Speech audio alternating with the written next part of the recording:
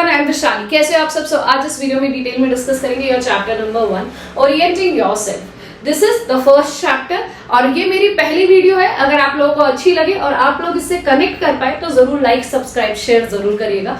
Comment करके जरूर बताइएगा कि आप नेक्स्ट साइंस पढ़ना चाहते हैं या नेक्स्ट कौन सा चैप्टर देखना चाहते हैं। अगर वीडियोस आपको अच्छी लग रही है और आप समझ पाए तो कमेंट जरूर करिएगा, शर्माइएगा मत कमेंट करने में। इसके अलावा मैं ये बताना चाहूंगी कि मैं बहुत सालों से एजुकेशन की स्ट्रीम से जुड़ी हुई हूँ। मेरा एक और चैनल है जो डेडिकेटेड है बीएससी के लिए, इंजीनियरिंग मैथ्स के लिए, सीएसआई नेट एग्जाम के लिए, गेट एग्जाम के लिए, आईटी जैम एग्जाम के लिए, जिसका नाम है ऑनलाइन ट्यूटोरियल बाय विशाल। अगर आपके भाई बहन बड़े रिश्तेदार अगर हायर मैथ से रिलेटेड है तो उस चैनल के बारे में जानते होंगे, नहीं जानते हैं तो आप उनको जरूर उस चैनल के बारे में बताइएगा जिसका नाम है ऑनलाइन ट्यूटोरियल बाय विशाल। अब आते हैं इस चैनल की इस वीडियो के बारे में पढ़ते हैं। आपका पहला चैप्टर है ओरिएंटिंग योरसेल्फ। ओरिएंटिंग योरसेल्फ में हम पहले देखेंगे इंट्रोडक्शन, क्योंकि इन्होंने इंट्रोडक्शन में भी बहुत कुछ समझाया है ताकि आपको ये समझ में आए कि कोऑर्डिनेट सिस्टम, ये कोऑर्डिनेट नंबर सिस्टम, ये वर्ड कहां से आया, क्यों इस चीज को लाया गया, और सेटलिंग इन में क्या समझाया, 2D कॉन्सेप्ट क्या है, 3D कॉन्सेप्ट क्या हम समझ सकते हैं। एक्सरसाइज सेट 1.1 में डिस्कस करूंगी, एक्सरसाइज सेट 1.2 डिस्कस करूंगी, distance between 2 points in the 2D plane, ये भी डिस्कस किया जाएगा। साथ में एंड चैप्टर की जो एक्सरसाइजेस हैं जिसमें 15 क्वेश्चंस हैं वो भी मैं वर्ड टू वर्ड आपके साथ उनके सॉल्यूशंस को डिस्कस करूंगी। अगर आपको इनकी पीडीएफ चाहिए, सॉल्यूशंस की पीडीएफ चाहिए, तो आपको मेरी ऐप में जाना पड़ेगा। मेरी ऐप का नाम है धी लर्न एंड ग्रो। अब यहाँ पे जाएंगे तो जो जो चैप्टर्स मैं करा रही हूँ उन चैप्टर्स की free PDF with the solutions आप यहाँ से डाउनलोड कर सकते हैं। साथ में जो भी बच्चे 9th, 10th, 11th, 12th में हैं और व्हाट्सएप ग्रुप से जुड़ के डिस्कशन करना चाहते हैं, क्वेश्चंस के सॉल्यूशंस चाहते हैं, तो आपको इसका व्हाट्सएप ग्रुप का लिंक मेरे डिस्क्रिप्शन बॉक्स में नीचे मिल जाएगा। आप उस व्हाट्सएप ग्रुप से जुड़िए और जो भी आपकी डाउट्स हैं, आपकी क्वेरीज हैं, आपके सीनियर्स भी वहां जुड़े होंगे, जो 9th, 10th के बच्चे हैं, 7th, 8th के बच्चे हैं, जूनियर्स भी जुड़ेंगे, तो आपको जो भी क्वेरीज हैं आप वहां पे ओपन डिस्कशन अपनी क्वेरीज से रिलेटेड, अपने सब्जेक्ट, अपने एजुकेशन, अपने एकेडमिक से रिलेटेड वहां पे कर सकते हैं। Starting with this particular video, सबसे पहले कोऑर्डिनेट की बात करते हैं।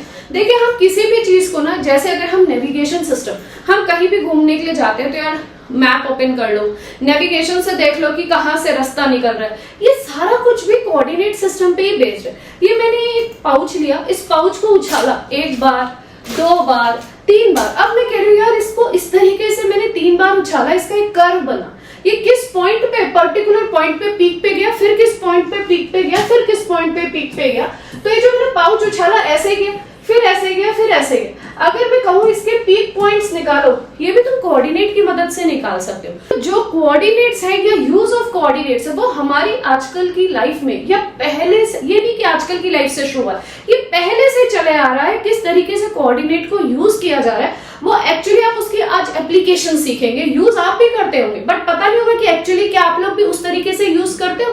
आज अवेयरनेस आएगी कि यार हम तो यहाँ एप्लीकेशन यूज करते हैं कोऑर्डिनेट्स की, हम यहाँ एप्लीकेशन यूज करते हैं। तो starting, a grid based system using the numbers to describe the exact location of points. एक ऐसा नंबर सिस्टम या एक इस तरीके से representation of a grid, representation of a grid इस तरीके से एक ग्रिड का रिप्रेजेंटेशन जहां पे आप नंबर्स की हेल्प से किन्हीं पर्टिकुलर पॉइंट्स की लोकेशन को निकाल के बता सकते हो। That is called as, the points are called as coordinate. And यहाँ पे हम पर्टिकुलर पॉइंट्स की लोकेशंस को किन्हीं नंबर की मदद से बताते हैं और जो ये नंबर्स हैं यही आपके कोऑर्डिनेट्स कहलाते हैं, कोऑर्डिनेट्स कहलाते हैं। अब इसको हम डिटेल में कह सकते हैं कि आगे हल्के हल्के चैप्टर में जब बढ़ेंगे तब आप इसको समझोगे। Similar to grid lines on a map और अ ग्राफ पेपर, जैसे ग्राफ पेपर होते हैं ना उसी तरीके से हम इनको ग्रिड लाइंस भी सेम उसी रिप्रेजेंटेशन को कहते हैं। अब आते हैं आपके एनसीईआरटी के चैप्टर में कि जो हम कोऑर्डिनेट्स कह रहे हैं ये अभी की बात नहीं है, दिस इज बहुत सालों पहले से ये चीजें यूज करी गई हैं। कैसे? सिंधु सरस्वती सिविलाइजेशन कैसे यूज किया? देखिए, सिंधु सरस्वती सिविलाइजेशन ने north, south, east, west street grids बनाए, इस तरीके से स्ट्रीट ग्रिड्स बनाए नॉर्थ, साउथ, ईस्ट, वेस्ट के बिहाफ पे। People located places by counting blocks from the city center. This was the practical coordinate system. मतलब वो ब्लॉक्स को काउंट कर करके उसी पर्टिकुलर जगह पे पहुंच जाते थे। तो ये भी एक तरीके से कोऑर्डिनेट सिस्टम का एक जीता जागता एग्जाम्पल है जो कितने सालों पहले यूज किया गया लेकिन उसकी एप्लीकेशन उन्होंने अलग तरीके से करी।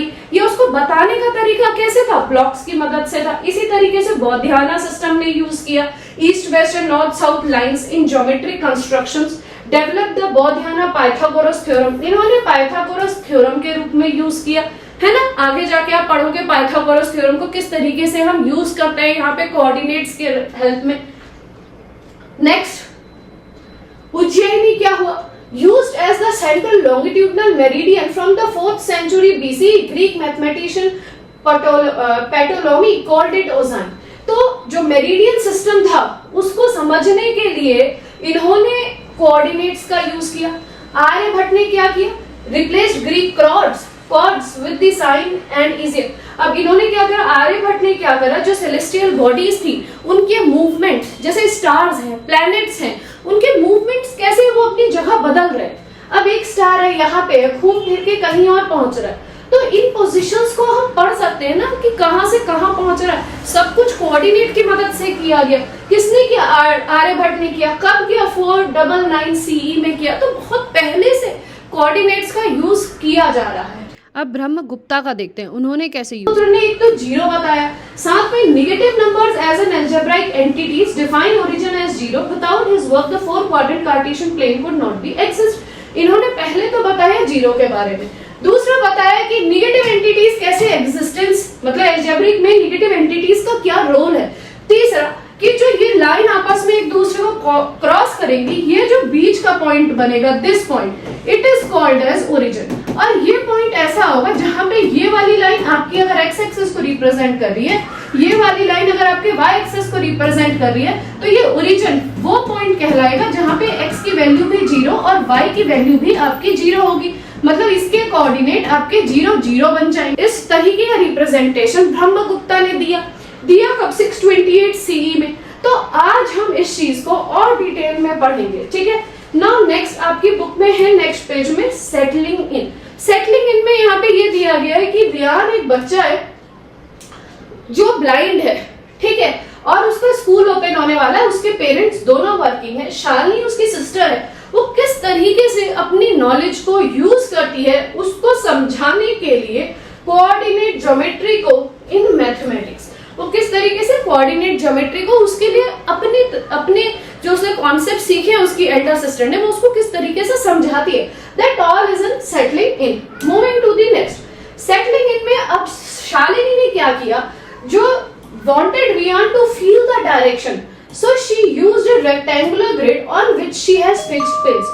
उसने एक रेक्टेंगुलर ग्रिड लिया, ठीक है, एक चकोर सा स्क्वायर रेक्टेंगुलर पीस सा लिया लकड़ी का, उसमें उसने कुछ पिन्स लगा दी। स्कूल बोर्ड में आपने ग्रिड पिन्स देखी है, वैसे ही पिन्स लगा दी, और पिन्स को उसने धागों से बांध के, जैसे एक पिन एक पिन एक पिन एक पिन लगाई, धागों से बांध के इस तरीके से बॉक्सेस अलग अलग जगह उसने इस तरीके से मैप जैसा तैयार किया, ठीक है। Showed the floor of a room, उसने क्या करा, जिस घर में वो रहती है उसका एक फ्लोर बनाया।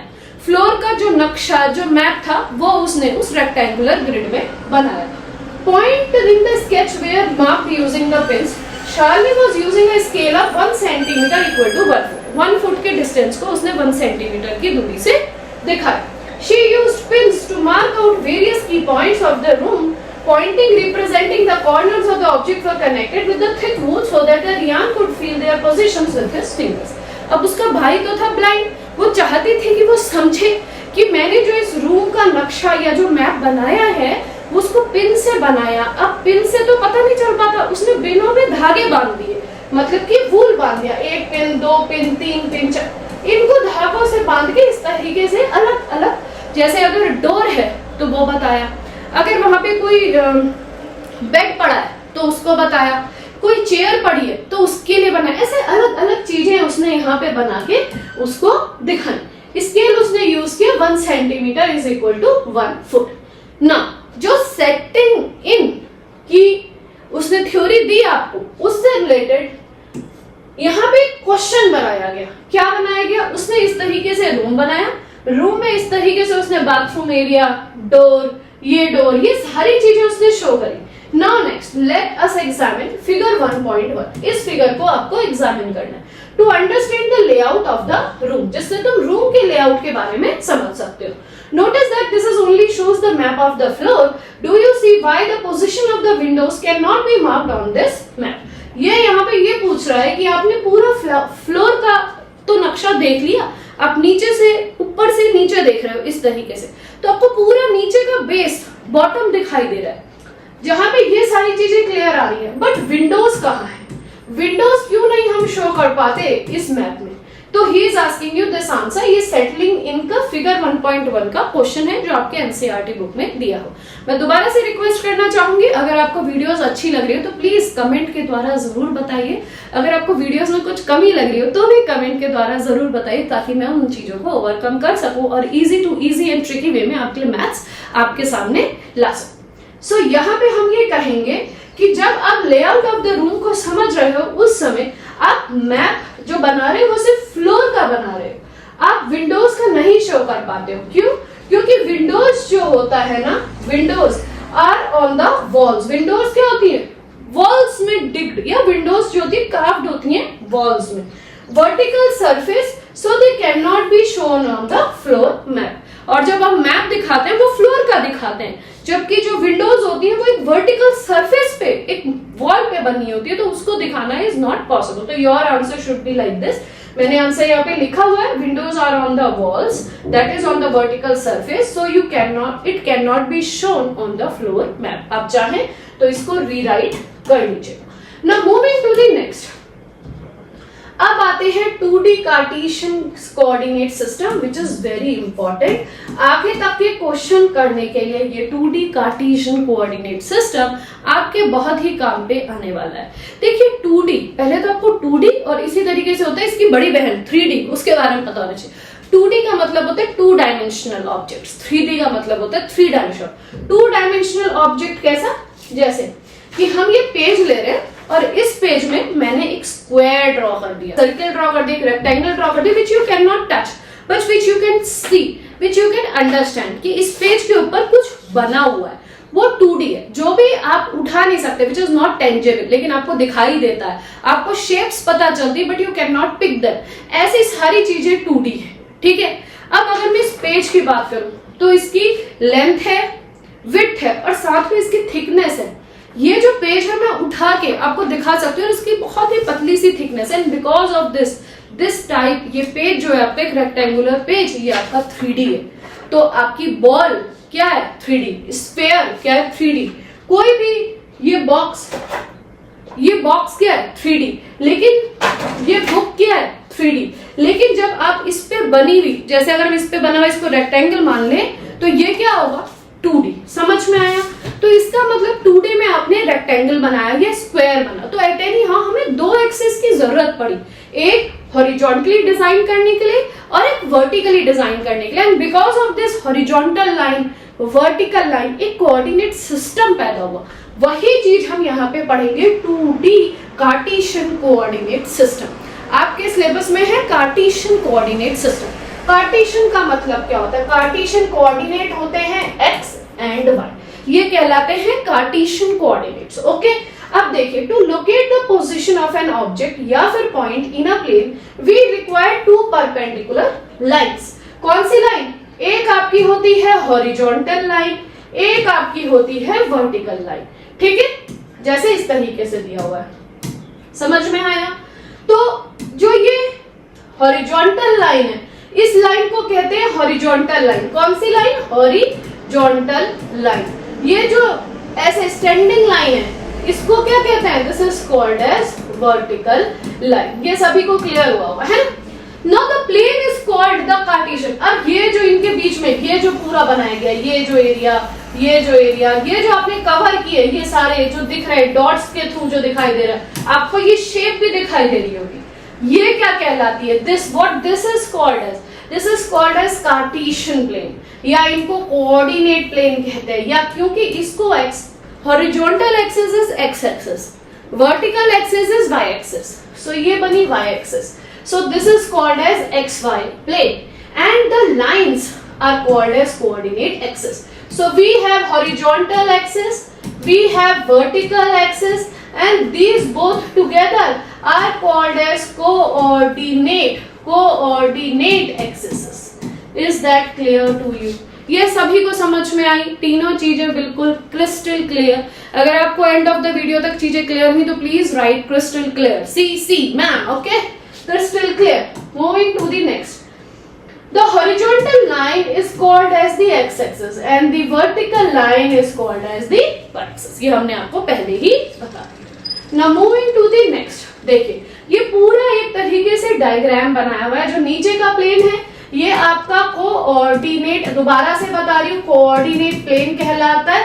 ये जो हॉरिजॉन्टल लाइन है इनको एक्स एक्सिस कहते हैं, ये जो वर्टिकल लाइन है इसको वाई एक्सिस कहते हैं, दोनों को टुगेदर कोऑर्डिनेट एक्सिस कहते हैं। ठीक है, जहां पे ये दोनों लाइंस आपस में इंटरसेक्ट करती हैं, ये जंक्शन पॉइंट जहां कट रहा है, इस पॉइंट को कहते हैं ओरिजिन। ओरिजिन का मतलब होता है x की वैल्यू भी 0 एंड y की वैल्यू भी 0। तो कोऑर्डिनेट को दिखाने का तरीका होता है x ब्रैकेट के अंदर x, y। This is called as coordinate. क्या कहते हैं इसको? कोऑर्डिनेट्स।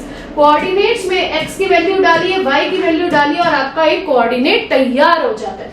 यहाँ पे x की वैल्यू भी 0 है, यहाँ पे y की वैल्यू भी 0 है, तो ये क्या कहलाएगा? ओरिजिन, जहां पे इसके कोऑर्डिनेट है 0 0। Is that clear to you? Now moving to the next, बाकी समझिए। देखिए यहां से लेके यहां तक की अगर हम बात करें, दिस इज वन, यहां से लेके यहां तक की बात करें तो ये है 0। ये जो पूरा साइड है ये वाला, ये कहलाता है positive x axis, positive x axis. ठीक है, मतलब positive side of x axis. तो इसके पॉइंट क्या है? ये 1 यूनिट है, 1, ये 2 यूनिट्स, मतलब यहां से यहां तक 2, ये 3, तो यहां से यहां तक 3, ये 4, तो यहां से यहां तक डिस्टेंस क्या है? यहां से यहां तक 4, इस तरीके से। ठीक है, देन 5, देन 6, देन 7, आगे बढ़ा लो, 8, 9, 10, 11 एंड रेस्ट। ठीक है, ये चीज आगे कहां तक चली जाती है? पॉजिटिव इंफिनिटी तक। हम जितना चाहें उसको वहां पे बढ़ा सकते हैं। लेफ्ट साइड पे आए तो ये वाला हिस्सा कहलाता है आपका निगेटिव एक्स एक्सिस। क्या कहलाता है? Negative x axis. ये क्या है? 0 है यहाँ पे, ये क्या बन जाएगा? -1। ये क्या बन जाएगा? -2। ये क्या बन जाएगा? -3। ये क्या बन जाएगा? -4। ये क्या बन जाएगा? -5। ये क्या बन जाएगा? -6 एंड सो ऑन, ये चला जाएगा -इंफिनिटी को। समझ में आया? Negative x axis and positive x axis and how we are plotting the points. Moving to the next, अब आगे आते हैं। अब ये y का पॉजिटिव ऊपर वाला है ना, ये ऊपर वाला हिस्सा क्या है? Positive y axis. Positive axis क्या है? 1 + 2 + 3 + 4 + 5 सो ऑन, पॉजिटिव इंफिनिटी। चलते जाओ चलते जाओ चलते जाओ, positive side of y axis. नीचे की बात करेंगे तो negative side of y axis, negative side of y axis 0, -1, -2, -3, -4, so on, ∞ तक चलते जाओ। Is that clear to you? तो यहाँ पे मैंने आपको कोऑर्डिनेट सिस्टम में सिर्फ कोऑर्डिनेट्स बताए, उनके पॉइंट्स बताए, एक्सेसेस बताई, एक्सेसेस में पॉजिटिव निगेटिव ये सब चीजें क्या होती है। मूविंग टू द नेक्स्ट, अब बात करते हैं, अगर हमसे कहा गया 4.5, 0 इस पॉइंट की लोकेशन बताओ, तो देखो हम किसी भी कोऑर्डिनेट्स को कैसे लिखते हैं? x, y, x की वैल्यू, y की वैल्यू, है ना। x की वैल्यू कहलाती है एब्सिसा, एंड b कहलाता है ऑर्डिनेट। ठीक है, तो अब बात करते हैं, अगर हमें x और y ऐसा दिया गया, इसको कहते हैं कोऑर्डिनेट्स। ठीक है, अगर मुझे कोई पॉइंट 4.5, 0 दिया है, इसका मतलब x पे 4.5 और y की वैल्यू 0। अब समझो, जो ये वाली लाइन है x एक्सिस वाली, इस पे y क्या होता है? 0। ठीक है, इस पूरी लाइन पे, इधर भी और इधर पूरी x एक्सिस पे y की वैल्यू क्या होती है? 0। क्लियर? ये पूरी y एक्सिस, ये और इस पूरे पे x एक्सिस की वैल्यू क्या होती है? 0। ये तो क्लियर हो गया। अगर कोई पॉइंट x एक्सिस या y एक्सिस पे प्लॉट किया जाए, अगर x एक्सिस पे किया जाएगा तो y 0 लेके चलेंगे, y एक्सिस पे किया जाएगा तो x एक्सिस को, x के वैल्यू को 0 लेके चलेंगे। अब हमारे पास पॉइंट है 4.5 एंड 0, तो ये तो क्लियर हुआ कि x की वैल्यू 4, x की वैल्यू 4.5 काटो तो 1, 2, 3, 4 और 5, इन दोनों के बीच में ये पॉइंट बना हमारा 4.5, मतलब ये वाली वैल्यू क्या बनी 4.5। और इस पूरी लाइन पे y की वैल्यू तो 0 होती है, तो हमारा ये वाला जो पॉइंट है दिस इज 4.5। क्लियर है? This is 4.5। अब now moving to the next 0.4। अब हमें कोऑर्डिनेट दिया है 0.4, ये पहली वैल्यू है x, है ना, और ये दूसरी वैल्यू किसकी है y की। हमें पता है y एक्सिस में पूरे में x की वैल्यू 0 होती है, इसका मतलब इस पूरी लाइन में हमें वो पॉइंट कहीं ना कहीं मिलेगा, ठीक है, क्योंकि x की वैल्यू 0 है। अब y की वैल्यू कहां काट रहे हैं 4 पे, तो 1 2 3 4, तो ये पॉइंट क्या बना 0.4। Is that clear to you? 0.4 clear है? नेक्स्ट हमें तीसरा पॉइंट दिया गया -2.9, 0। अब -2.9, 0, तो x की वैल्यू क्या है यहाँ पे, x इज -2.9, y की वैल्यू क्या है 0। हमें पता है कि पूरी x एक्सिस पे y की वैल्यू 0 रहती है, इसका मतलब ये पॉइंट हमारा कहां पे लाई करेगा, x एक्सिस पे कहीं लाई करेगा।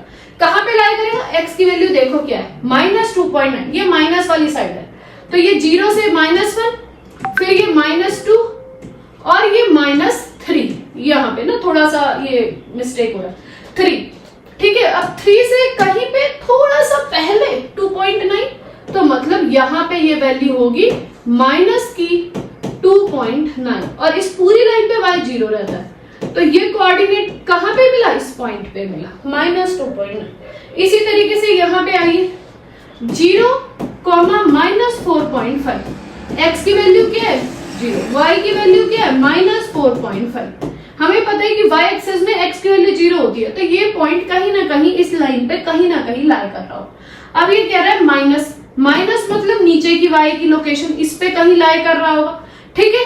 अब -4.5, तो 0 से -1, फिर -2, फिर -3, फिर -4, फिर -5, इन दोनों के बीच में यहाँ पे ये पॉइंट लाई करेगा विच इज -4.5, 0। ये चारों के चारों पॉइंट्स आपको क्लियर हुए या नहीं, प्लीज मुझे बताइएगा डिटेल में, ठीक है। अब नेक्स्ट वीडियो में आपके साथ में डिस्कस करूंगी एक्सरसाइज 1.1, क्योंकि उसमें मुझे डिटेल में आपको सारी चीजें सिखानी होंगी। ये पहली वीडियो है, रिक्वेस्ट करते हैं अगर अच्छी लगे तो लाइक जरूर करिएगा, और बहुत जरूरी है कि अपने क्लासमेट्स के साथ, अपने फ्रेंड्स के साथ इन वीडियोस को शेयर करें। कमेंट करके जरूर बताइएगा कि आपको वीडियोस से ज्यादा कंटेंट या जो तरीका है पढ़ाने का वो समझ में आया या नहीं। Till then goodbye, take care and thanks for watching.